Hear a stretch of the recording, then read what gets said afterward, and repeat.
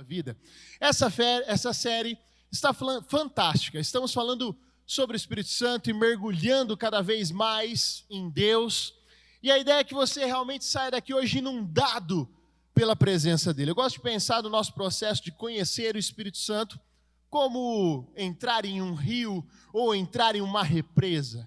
Aos poucos nós vamos entrando e ele vai submergindo, nós vamos entrando e a água vai subindo, até que não haverá mais como ficar sobre os nossos pés e nós vamos fluir na presença dele.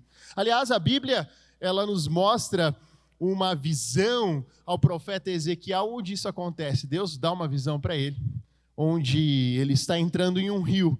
E aí diz assim, que águas que dão nos artelhos, tem águas que dão nos joelhos, tem águas que dão nos lombos, mas existem águas mais profundas. Águas que só podem ser atravessadas a nado, lugares onde não dá pé. Sabe, tem uma história interessante com meu sogro. Uma vez eu estava com ele num clube aqui da cidade e a gente estava nadando numa represa, na represa do clube. E eu estava num lugar assim muito fundo da represa. Eu estava próximo à ponte. E ele passa do meu lado e fala assim, que lugar legal, né? Que bom que aqui é tudo rasinho. E eu olhei para ele e falei assim, não é não? Aqui é fundo. Ele começou a se debater. Se debatia e falou, eu não sei nadar, eu não sei nadar, eu não sei nadar. Desesperado. Eu peguei ele pelo braço, levei ele até a parte rasa. E aí eu tive uma conversa séria com ele. Eu falei assim, como assim, cara? Você não sabe nadar? Ele falou, não, eu sei. Eu só sei nadar onde dá pé. Eu falei, então você não sabe nadar. Você não sabe nadar, porque quem sabe nadar se arrisca a ir até onde não dá pé. É ali que você nada de verdade, não é verdade? Aonde dá pé, você não pode dizer que está nadando. Com o Espírito Santo é a mesma coisa. A gente só conhece o Espírito Santo em águas profundas, aonde não dá mais pé para nós, aonde a gente não tem mais em que se agarrar, aonde nós precisamos confiar nele, a ponto de deixar com que ele nos leve e nos inunde com a presença dele. Águas profundas é o que Deus tem para você hoje. Hoje, ele vai te ensinar a nadar sem boia. Hoje é o dia que você vai sair daqui, inundado pela presença de Deus. Eu não quero que você viva mais uma experiência que te contaram a respeito dele. Eu não quero mais que você viva pelo testemunho do outro. Eu quero que você tenha a própria experiência com Deus. Eu quero que você viva a sua própria experiência com Ele. Eu não quero que você viva aqui de reunião em reunião, de domingo em domingo. Eu quero que você sinta a presença de Deus todos os dias da sua vida, que você o tenha em sua vida como algo que você aprecia, que você admira, que você honra, que você adora todos os dias. Deus nos surpreende quando nós cultivamos a presença dEle em nossas vidas. Quando você aprende a cultivar a presença dEle em você, você é surpreendido por Ele. E quem não gosta de surpresa, não é? Às vezes um presente, algo que sai melhor do que você imaginava. Você fala, olha, eu estava fazendo isso, e eu nem esperava tanto, mas saiu melhor do que eu imaginava, viu? Foi melhor do que eu pensei.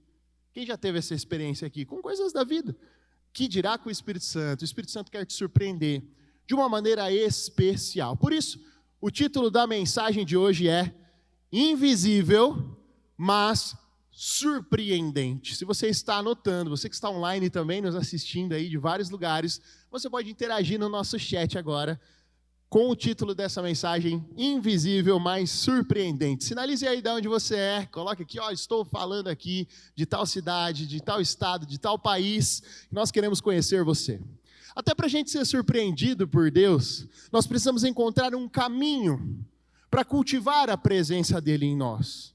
E eu quero destacar alguns pontos com você hoje aqui, que é um caminho para que você cultive a presença de Deus em seu coração, a ponto de você ser surpreendido por Ele.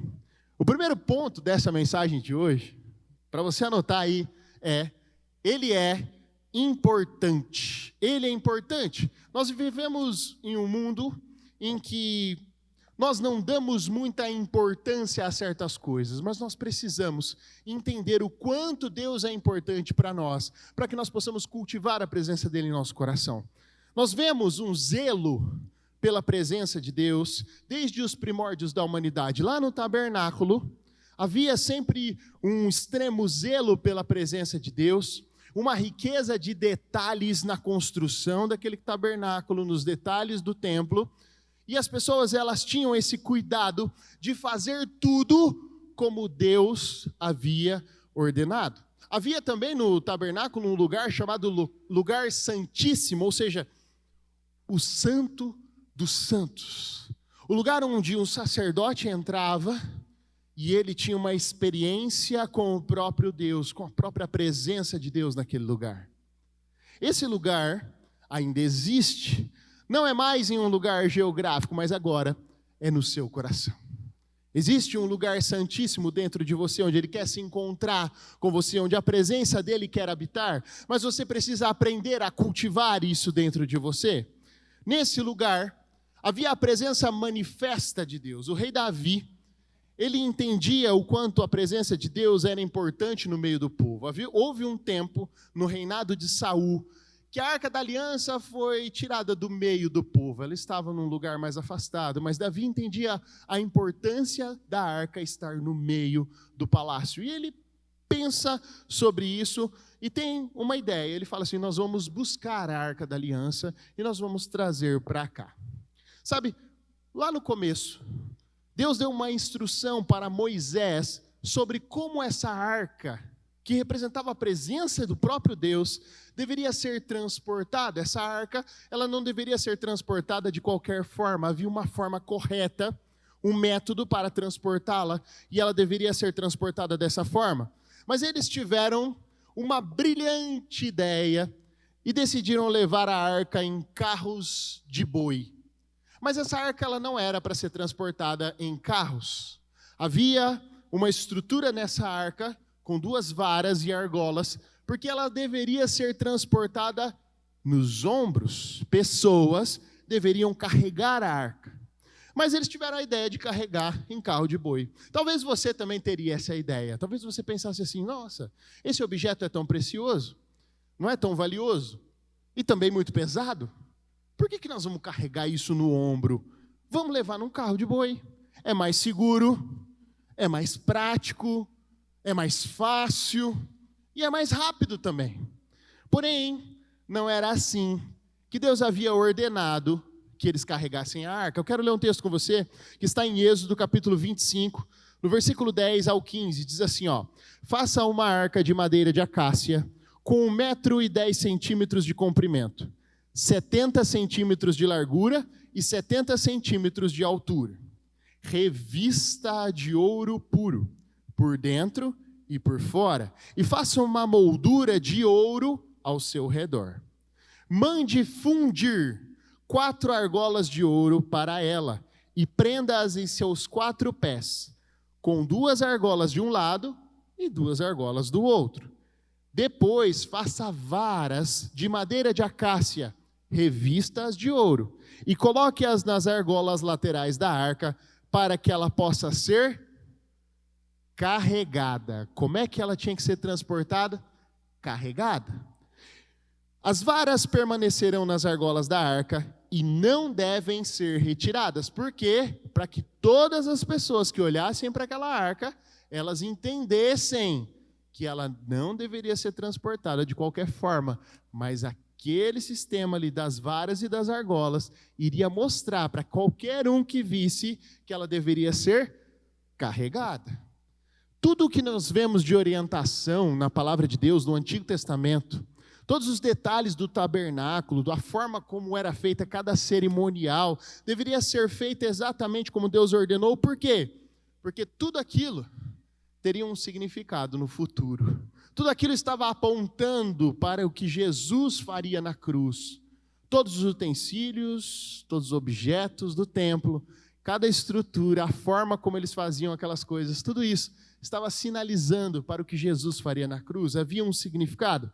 Sabe por quê que esses homens, por exemplo, deveriam carregar a arca sobre os ombros? Porque Deus já estava sinalizando que a arca nunca estaria longe dos homens ou fora deles, mas que o tempo todo a presença de Deus estaria sobre os homens. Deus estava ensinando o povo que a presença dele estaria sobre nós. E quando eles desobedecem essa ordem, eles quebram esse princípio. E quando estavam transportando essa arca em carros de boi, acontece algo inusitado. Um dos bois tropeça e um dos homens, chamado Uzá, tocou na arca e morreu imediatamente. Eu quero ler o texto com você, está em 1 Crônicas, capítulo 13, versículo 9. Quando chegaram à eira de Quidom, Uzá esticou o braço e segurou a arca, porque os bois haviam tropeçado. A ira do Senhor acendeu-se contra Uzá, e ele o feriu por ter tocado a arca. Uzá morreu ali mesmo, diante de Deus. Por que Uzá morreu? Porque eles não fizeram como Deus havia ordenado. O preço da desobediência é a morte. Quando Deus te disser algo, por mais que você tenha uma ideia brilhante para fazer do seu jeito, um jeito mais simples, mais fácil, mais prático, acredite, o jeito dele é sempre o melhor jeito. No plano de Deus, sempre há amor suficiente para te proteger e te livrar da morte. Por mais complexo que você pense ser o plano dele é o melhor para você. Às vezes você teve uma brilhante ideia. Deus te deu, por exemplo, um negócio. E aí você teve uma brilhante ideia. Pastor, tive uma ideia brilhante. Eu não sei se todo mundo sabe disso, mas se a gente não emitir nota fiscal, não precisa pagar imposto. Que brilhante ideia que você teve, né? Você acredita mesmo que você quebrando um princípio, você vai ser abençoado naquilo que você está fazendo? Pastor, tive uma brilhante ideia. Acabei de pegar um carro novo aqui e, por mais que esteja sem seguro ainda, eu vou emprestar para o meu amigo por uns dias, ele está sem carro. Afinal, né, pastor, amar ao próximo sobre todas as coisas aí, né? Inventa até mandamento. Brilhante ideia sua, não é? Pastor, tem uma pessoa que está precisando muito que eu seja fiador dela, está alugando um imóvel lá, nossa, coração mole ali, eu falei, eu vou fazer, né? Afinal, é só a burocracia, é só assinar a papelada para a pessoa se resolver na vida. É amor, né, pastor? Ideia brilhante a sua, né? Deus não negocia os seus princípios. Ideias brilhantes podem surgir no meio do caminho. Pastor, tive uma ideia brilhante. Qual que é? Olha, meu filho está com 13, minha filha está com 13. E eles querem muito ir na balada. Eu vou com eles. Ideia brilhante, né, pastor? Deus não quebra princípios. Vai dar certo? Não vai. Traz eles para o AN. Traz eles para cá. Para que eles possam ouvir uma palavra, para que eles possam estar nos caminhos. Entendeu? Conversa com eles, seja amigo deles. Esse é o caminho de Deus. É mais difícil, pastor? É mais difícil. Mas é o que Deus estabeleceu. Não negocie os princípios. Por mais prático, fácil e brilhante que a sua ideia possa parecer, Deus tem um plano melhor para você. Aqueles homens, eles sabiam também o quanto a presença de Deus era importante. Mas eles não sabiam que a obediência era o caminho para desfrutar da presença de Deus. Eles estavam com grande expectativa, eu imagino que eles estavam muito animados para trazer a Arca da Aliança de volta. Porque eles já tinham ouvido falar sobre o poder da presença de Deus. Eles já tinham ouvido falar sobre quantas batalhas o povo já havia vencido, simplesmente pelo fato da arca estar entre eles. Haviam inimigos que temiam a presença de Deus, a ponto de olharem e dizer assim: eles trouxeram a arca, nós precisamos bater em retirada. Nós não vamos vencer essa batalha, o Deus dos exércitos está com ele, nós não vamos conseguir. A Arca da Aliança tinha sua fama, mas um incidente aconteceu com Uzá. Na tentativa de segurar a arca, ele morre. Mas por que ele relou nessa arca? Por que ele tocou? Por que ele insistiu em estender o braço, mesmo sabendo da importância da arca, do poder que ela carregava? Por que ele colocou a mão nessa arca? Uzá sabia que não deveria fazer aquilo, mas por que ele fez? Isso nos leva para o segundo ponto dessa mensagem. Ele não é comum. Vou falar de novo. Ele não é comum. Por estar acostumado com a arca, Uzá já estava ali há muito tempo, ele já sabia o que era a arca da aliança, e talvez ele pensou assim, eu sei como é que essa arca funciona. Tanto tempo aqui com a gente, no meio do nosso povo, ela representa a presença de Deus. Se ela escorregar, não vai dar nada se eu segurar. Não vai ter problema se eu segurar. Mas o que aconteceu com ele? Ele morreu. Morreu por irreverência e morreu por estar acostumado com a presença de Deus. Ele não é comum, você não pode se acostumar com ele. Você não pode se acostumar a vir em uma reunião como essa e achar que é só mais uma reunião. Você não pode se acostumar a estar aqui num ambiente carregado da presença dele e ignorar a presença dele. Você só vai desfrutar da vida que ele tem para te oferecer se você entender diante de quem você está. Reverência à presença dele. Saber a quem você está adorando. Sabe, o nosso erro é o mesmo erro do Uzá. Acreditar que tudo aqui é comum.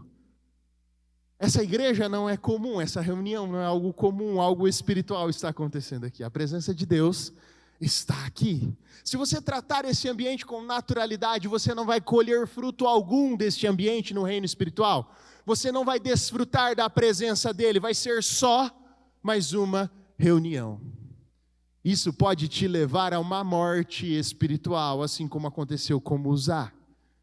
Acreditar que estamos sempre na presença de Deus, que podemos agir com irreverência diante dele. Jesus não te deu um acesso ao santíssimo lugar para que você entre nesse lugar de qualquer jeito. Em outro tempo, todos nós estaríamos mortos diante da glória e da presença dele. Nós estamos aqui porque nós estamos cobertos pela graça de Deus. Mas eu preciso te dizer que a graça não é barata. Não é porque ela é de graça que ela não tem um valor. O preço foi cada gota do sangue de Jesus derramada por você. Foi isso que foi pago pela tua vida. Quando você entrar nesse lugar, e não digo esse lugar como estrutura, mas esse lugar em seu coração, o santíssimo lugar, um lugar de encontro, você precisa entender que ali está o sangue do Filho do Deus que você adora. Não é qualquer lugar, ele não é qualquer um, e ele não é comum. Nesse lugar, nós precisamos entrar com reverência. Se você tratar a presença de Deus como algo comum, você jamais irá desfrutar da vida que ele tem para você. Jamais você experimentará algo sobrenatural, porque você está tratando o sobrenatural com naturalidade, como se fosse algo comum. Não se acostume com a presença de Deus. Não viva como se ele fosse qualquer um, como se ele fosse comum. Ele é o Rei dos Reis, ele está diante de você. Sabe qual é a forma mais fácil de você vir até aqui e sair do mesmo jeito que você entrou? É quando eu comecei a ministrar essa mensagem, você pensar na sua mente assim: eu já sei o que o pastor vai falar, eu já sei o que ele vai pregar, eu já sei essa música, eu já sei sobre o Espírito Santo, eu já li o livro O Encontro do pastor Claudinei, eu já andei com o pastor Claudinei há mais de 40 anos, antes dele nascer, já o conheço desde o ventre, ele já falou sobre isso para nós, eu não preciso aprender mais nada, pastor Wesley não manja nada sobre esse assunto, quem manja é o pastor Claudinei e eu, que já sei tudo. Essa é a melhor forma de você entrar e sair da mesma maneira. Tratar como se isso aqui fosse algo comum para você, como se esse ambiente da presença de Deus fosse mais um culto. Mais um culto será se você acreditar que é assim. Isso é tratar a presença de Deus de forma irreverente. É o jeito que o Uzá fez para tocar na arca. Como se fosse apenas mais um objeto que pudesse ser tocado de qualquer forma. Sabe quando você já diz, eu sei esse versículo, eu sei servir as pessoas, eu sei como cuidar das crianças, eu sei como vir aqui servir na igreja, eu sei como segurar uma placa, Eu sei como participar de uma reunião, eu sei essas músicas aí, eu sei como é que funciona. É certinho, ó, começa, canta, 1h30, eu estou indo embora, partiu o almoço na casa da minha mãe. Comum. Não pode ser mais uma reunião comum na tua vida hoje. Você precisa abrir o seu coração para a presença de Deus. Nesse ponto, muitos de nós estamos acostumados como usar com a presença de Deus. Nós acostumamos a fazer as coisas para Deus, sem Deus. Sabia que é possível servir a Deus sem Deus? É. Você pode passar uma vida toda fazendo coisas para Ele, e ainda assim, Ele não estar em nenhuma dessas coisas. Você faz coisas para Ele, mas você não o conhece.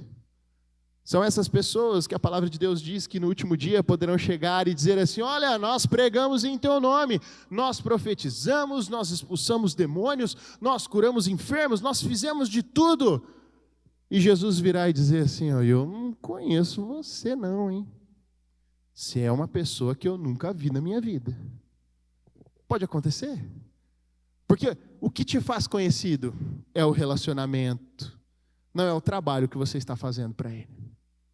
Essa é a diferença entre irreverência e adoração.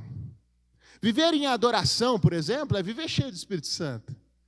Desse jeito, nada mais é comum e corriqueiro na nossa vida. Tudo traz um sentido e um propósito para nós. Eu não trabalho mais como eu trabalhava antes. Agora, eu trabalho porque o Espírito Santo me move a fazer o que eu faço. Me conecta com as pessoas que eu encontro. Ele me diz o que fazer, como fazer e quando fazer. Agora eu sou direcionado por Ele. Viver na direção do Espírito é encontrar o sentido da vida, o propósito da sua existência. Viver cheio do Espírito Santo é muito mais do que vir à igreja aos domingos. Ser cheio dele é o que ele quer fazer com você hoje. Não é mais um sermão, o sermão de hoje. Não é mais uma palavra qualquer. É alimento para a tua vida, que você possa pegar isso como um alimento para você. Que você seja cheio do Espírito Santo. Eu quero ler um texto com você em 1 Coríntios capítulo 10, no versículo 31, diz assim, ó: assim, quer vocês comam, bebam, ou façam qualquer outra coisa, façam tudo para a glória de Deus. Tudo deve ser feito para a glória de Deus. Para que isso aconteça, ele precisa ser o centro da sua vida. Usou a força do próprio braço para sustentar algo que era maior do que ele, a própria presença de Deus. Ele tentou fazer do jeito dele e não deu nada certo. Talvez você está tentando fazer coisas do seu jeito aí, não tem dado nada certo. Porque você tem tentado sustentar algo que você não tem estrutura para sustentar. Eu trouxe aqui uma cadeira. Aliás, essa semana o tema cadeira está em alta, né?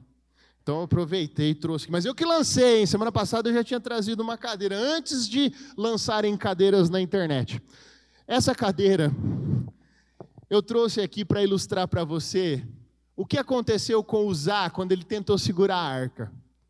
Sabe, pessoas como eu, assim, atléticas e com uma camada extra de gordura, quando vê uma cadeira como essa, a gente fica meio ressabiado de sentar nessa cadeira. É uma cadeira frágil. Cadeira plástica, ela é toda bamba. Aqui, ó, ela já está quase quebrando só de eu mexer nela. É que essa é pretinha, mas tem umas que é branca. E às vezes você vê ela assim perto de piscina, no sol, ela chega a estar amarela. E eu não sento. Dá medo, velho. Eu falo, o quê?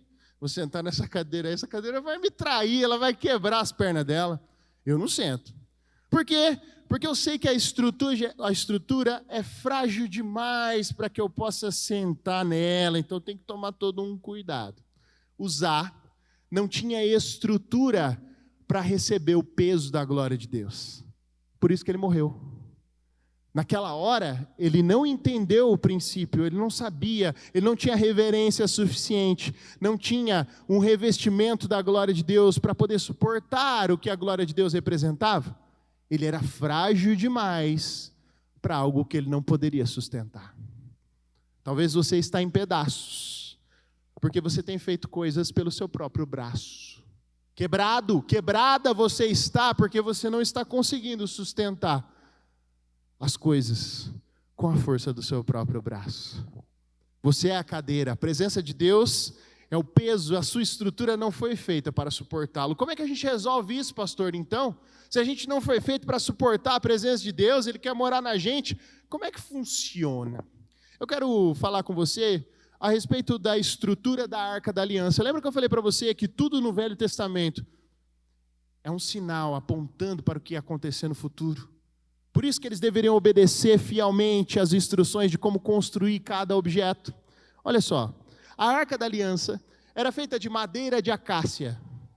Madeira não é o material ideal para se construir algo que deveria durar por muito, muito tempo. Afinal, exposta ao tempo, a madeira poderia vir a apodrecer, não é verdade? Sol, chuva, madeira apodrece. Mas olha só a recomendação. A arca deveria ser feita de madeira, revestida de ouro, por dentro e por fora. O revestimento protege a fragilidade do material. Para suportar os processos da vida, você precisa ser revestido pela glória de Deus. Senão você não vai suportar. Por isso que você está se machucando e quebrando o tempo todo, porque você decidiu viver a vida sem estar revestido pelo Espírito Santo. O material no qual Deus orientou para revestir a Arca da Aliança, o ouro, é um material de alta durabilidade. Isso servia para sinalizar o quão frágeis nós somos e que nós precisamos da glória dele sobre nós como um revestimento. Pastor, eu me sinto quebrado, eu me sinto como se eu estivesse em pedaços. Deus irá te reconstruir hoje, irá te revestir com a glória dele para que você não quebre mais. Toda vez que você usar a força do seu braço, os resultados serão seus e não dele. Isso não é bom, pastor? Às vezes o mérito é meu, né? Às vezes eu faço as coisas e dá certo. Por quanto tempo? O que você tem feito por si só, que tem dado certo e perdurado? Não dura. Você precisa dele para fazer as coisas do jeito dele e atribuir a glória a ele. Porque ele é dono de todas as coisas. Só ele pode nos direcionar a fazer algo útil nessa vida. Quando você entrega nas mãos de Deus aquilo que você insistia em fazer pela sua própria força, ele te reveste com a glória dele, te dá um potencial absurdo de fazer muito mais do que você jamais imaginou na vida. Deus tem algo para você, para potencializar aquilo que você está fazendo. E o nome disso é o revestimento da glória dele sobre você. O caminho da autossuficiência e da irreverência gera morte, assim como aconteceu com Uzá. Mas o caminho da obediência e da adoração, esse caminho gera vida em você. Quando Uzá morre, Davi percebe que algo está errado, algo não foi feito da maneira correta. E ele vai buscar a forma correta de transportar a arca, mas antes ele fala assim, para tudo, e leva a arca para a casa do sacerdote mais próximo. O nome deste homem é Obed-Edom. Grave isso, Obed-Edom é o nome do sacerdote. Olha só, o que aconteceu na casa desse sacerdote, quando ele decidiu receber na casa dele a Arca da Aliança, na casa de Obed-Edom. Segundo Samuel, capítulo 6, no versículo 10 e 11, diz assim, por isso, ele desistiu de levar a arca do Senhor para a cidade de Davi. E, em vez disso, levou-a para a casa de Obed-Edom, de Gate. A arca do Senhor ficou na casa dele por 3 meses. E o Senhor o abençoou e toda a sua família. Isso nos leva para o terceiro ponto dessa mensagem de hoje. Ele surpreende. Deus nos surpreende. Quando nós reservamos um lugar para a habitação dele em nossa casa, quando nós nos oferecemos como um lugar para receber a presença dele, assim como fez o Obed-Edom, no período de 3 meses a arca esteve na casa desse homem, e tudo o que ele fez prosperou, tudo que ele colocou a mão passou a prosperar de forma absurda. O que você está esperando para recebê-lo em sua casa? A chave do sucesso, da prosperidade, da felicidade que você está buscando, está em reconhecê-lo como seu Senhor e Salvador e reservar um lugar para a presença de Deus em seu coração. Obed-edom, diferente do Uzá, sabia que a sua responsabilidade era cuidar, servir e adorar. Ele tinha temor no seu coração, temor pela presença de Deus. Ele até reservou um quarto na casa, exclusivo, para colocar a Arca da Aliança. Aí você fala assim, o que tem de mais, pastor? É só um quarto. Mas aquelas casas não eram como as nossas casas, sabia? Não haviam tantos quartos assim para ficar disponível para você dedicar exclusivamente à Arca da Aliança. Durante 3 meses alguém teve que dormir na sala. Não tinha quarto assim para todo mundo. Alguém teve que sair de uma zona de conforto para liberar um espaço para a presença. Você está disposto a sair da zona de conforto para liberar espaço para a presença? Como é que está o seu coração? Há espaço para ele aí? Libere espaço para a presença de Deus. Honre, admire, respeite. Porque aí você vai começar a colher os frutos. E os frutos são abundância, prosperidade e plenitude de vida. É assim com quem recebe a presença de Deus em sua casa. Sabe, na casa do Obed havia uma prioridade. A presença de Deus foi priorizada. E qual é a sua prioridade? O que é prioridade na sua casa? Pela manhã, com quem você fala primeiro? Com o seu Deus ou com o seu smartphone? Quando você acorda, quem recebe o seu primeiro bom dia? O Espírito Santo ou outra pessoa? Muitas pessoas dizem assim, pastor, eu tenho algumas prioridades na minha vida. Mas não tem como você ter prioridades no plural. Prioridade é uma coisa só, é o que você prioriza. É o que você encontra de mais importante. É o primeiro. Priorizar algo. É colocar aquilo em primeiro lugar. O que você colocou em primeiro lugar na sua vida?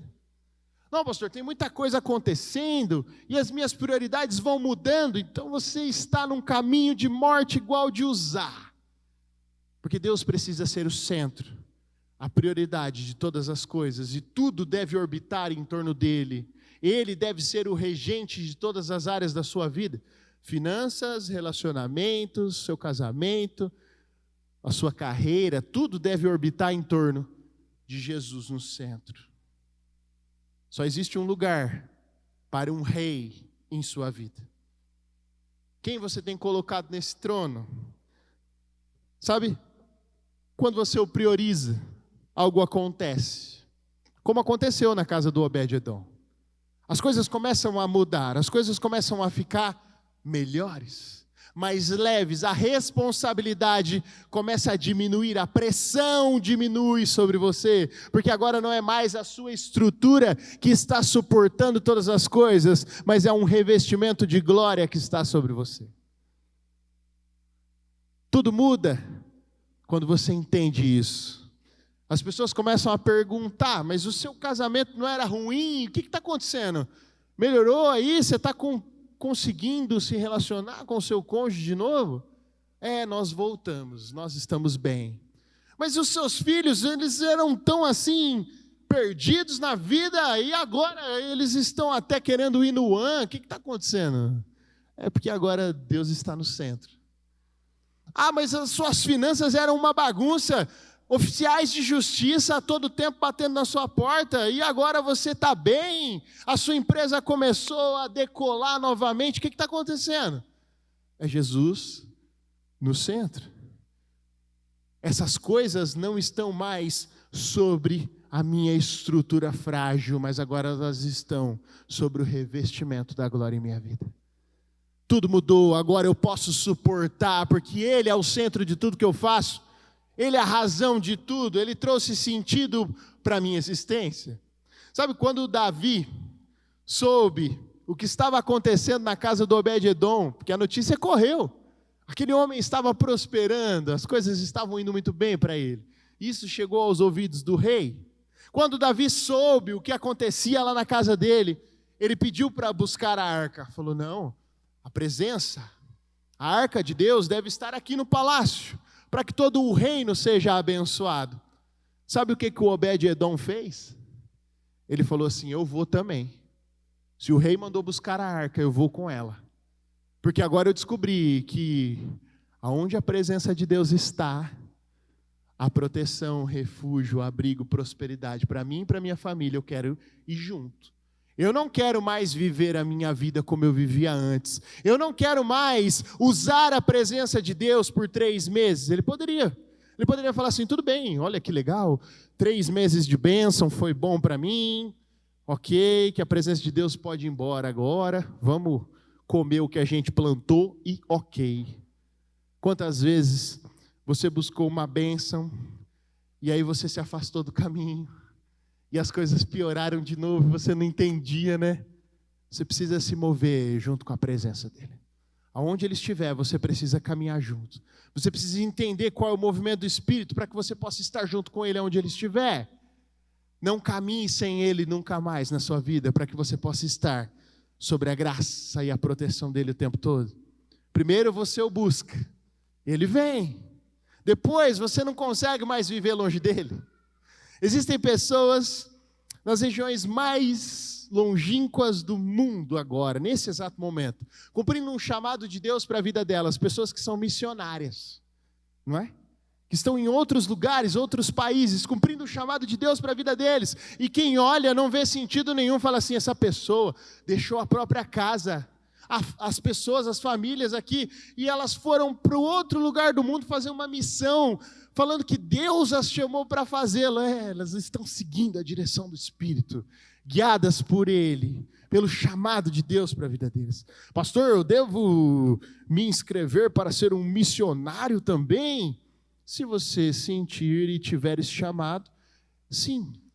Mas eu te pergunto, por que você não se movimenta por tarefas mais simples do que mudar de país? Por que você não se movimenta seguindo a presença de Deus em tarefas simples? Por que você não sai de um relacionamento em que você está, que é tóxico para você, que está em contrariedade com a palavra de Deus, para que você possa viver o melhor de Deus na sua vida, na presença de Deus? Por que você não sai de um trabalho que hoje não tem a ver com os seus princípios, com os seus valores, porque você, não, estou apegado financeiramente, existe alguém no trono? Por que você não mudou? Por que você não faz tarefas simples para seguir a presença de Deus, para estar com Ele? Nós às vezes deixamos de obedecer em tarefas simples, nós não queremos renunciar nada na nossa vida, é porque a gente não entendeu ainda o poder que a presença de Deus tem em nossas vidas. Obed-Edom sai da sua casa e se torna um guardião da arca, um porteiro da arca. Ele diz assim para o rei, ele fala assim, eu quero ser pelo menos o porteiro da arca, eu quero estar perto dela, eu quero desfrutar dessa presença, eu quero estar junto, eu não quero me afastar dessa presença nunca mais. E ele se oferece para estar ali à porta. Talvez você vê pessoas que se convertem e elas começam a falar de Deus o tempo todo. O assunto delas é Jesus, o assunto delas é o reino de Deus, o assunto delas é falar daquilo que elas estão vivendo. E você diz assim, cara, você não tem mais nada mais importante para falar, você só sabe falar de Jesus. A gente só sabe falar dele. Porque nós estamos entregues a Ele, entregues à presença dele. Pastor, mas não é meio fanatismo isso aí, sei lá, hein? Eu acho que eles são meio fanáticos. Não, nós não somos fanáticos, nós somos apaixonados por Ele. Declaramos o nosso amor por Ele, Ele está em tudo o que fazemos.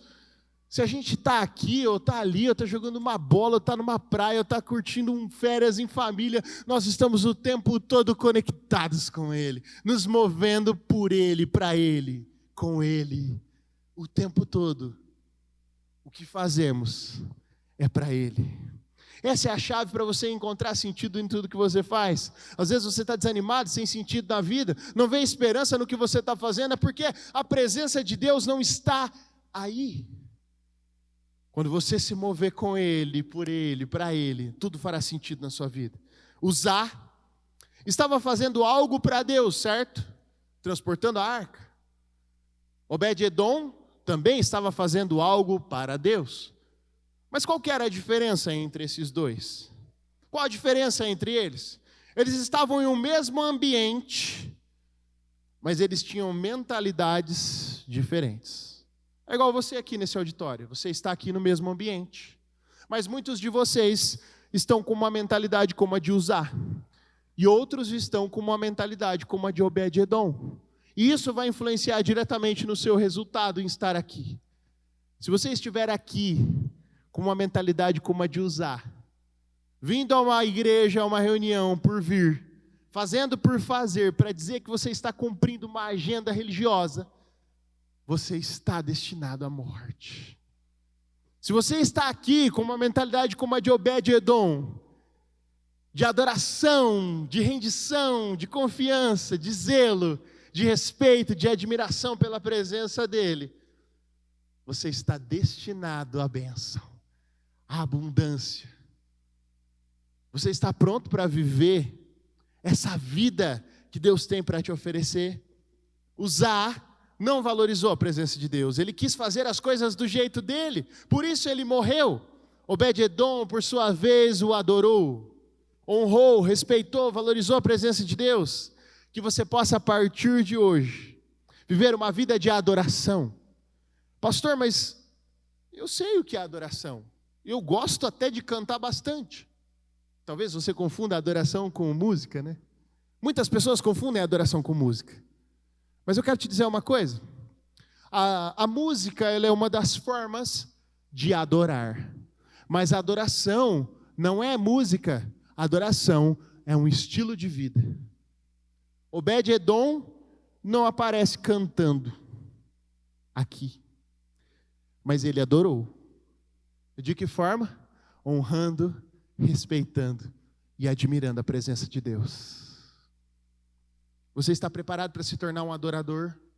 Alguém que está realmente dedicado a valorizar a presença de Deus em sua vida? Deus está disposto a vir onde Ele é honrado, respeitado e valorizado. Eu quero ler um texto com você que está em João, capítulo 4, no versículo 23. Diz assim, ó: no entanto, está chegando a hora, e de fato já chegou, em que os verdadeiros adoradores adorarão o Pai em espírito e em verdade. São esses os adoradores que o Pai procura. Deus é espírito, e é necessário que os seus adoradores o adorem em espírito e em verdade. Você está pronto para uma vida de adoração como a de Obed-edom? Pronto para separar um lugar exclusivo para a presença de Deus em sua vida? Onde Ele é o primeiro, o centro, a referência de tudo que você faz? Deus está procurando pessoas que estão dispostas a reservar um lugar para a presença dEle em seus corações. E hoje, Ele irá encontrar pessoas aqui que estão com esse coração aberto. Talvez você está aqui e você vai permanecer como Uzá, distante e relapso. Mas que pessoas aqui estão dispostas a ser como Obed-edom, isso eu tenho certeza. Deus está procurando os verdadeiros adoradores entre nós. Sabe, essa semana eu fiz um atendimento que eu considerei mais do que especial aqui com um casal. Durante a semana eu faço atendimentos aqui às quintas-feiras, as pessoas podem marcar um horário comigo e compartilhar. E geralmente as pessoas vêm, elas trazem alguma questão, algum problema, alguma coisa para aconselhamento. E esse casal, ele chegou e eu falei assim, nossa, que bom ter vocês aqui. E eu fiquei pensando, né, o que será que eles vieram falar? E eu fui surpreendido por Deus, assim como Obed-edom foi surpreendido. Naquele atendimento, o Espírito Santo estava na sala e ele veio e me tocou de forma profunda. E aquela mulher, ela começou a contar a história de vida dela. Há mais de 10 anos, ela vivia uma cultura onde ela adorava todo tipo de espíritos. E ela me disse assim, pastor, eu vim aqui para contar que eu vivi tantos anos da minha vida adorando espíritos, mas nenhum se compara ao Espírito Santo de Deus. Nenhuma presença se compara à presença dele. Nenhuma presença é tão intensa quanto a dele. Eu me sinto como se ele estivesse me abraçando, me envolvendo. Eu posso sentir ele em cada parte do meu corpo, e o marido também. Ambos vieram dessa cultura, onde eles conviviam com outros espíritos. E ele disse assim: eu não conheço ninguém como o Espírito Santo. Ele se apresentou a mim e a minha vida foi transformada. Naquela hora o Espírito Santo veio e tocou profundamente o meu coração. Eu não conseguia parar de chorar ali com eles, e eu falava: meu Deus, o que é isso? E o Espírito Santo falou assim: é para isso que eu te chamei, para que você possa ser luz para pessoas como eles, para que eu possa alcançar e resgatar pessoas como essas. E você? Qual é a sua missão? O que Deus te chamou para fazer? Você está preparado para reservar um lugar para Ele e se tornar um adorador? Esse é o seu momento. Pastor, eu não sei como fazer isso. Eu nunca estive em uma igreja. Talvez eu estou retornando agora. Eu tive muito tempo longe, distante dos caminhos de Deus. Como é que eu faço para entregar minha vida a Jesus de novo? Aqui na nossa casa, a gente faz isso de uma maneira muito simples. Nesse momento, eu quero pedir para que toda a igreja feche os olhos. Todos, por gentileza, fechem seus olhos.